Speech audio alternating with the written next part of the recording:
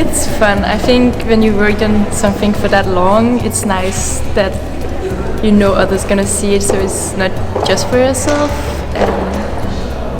And I like to see people's reaction to it. It's been a really exciting experience to be able to witness all this art and share the artwork.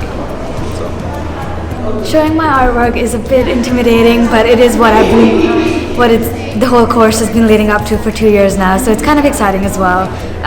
But I'm really glad all of this is going to be over soon.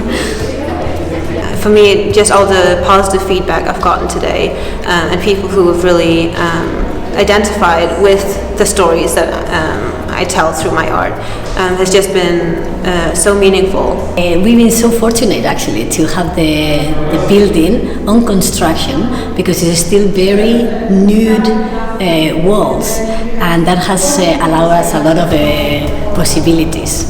So this year I think the students have been very lucky.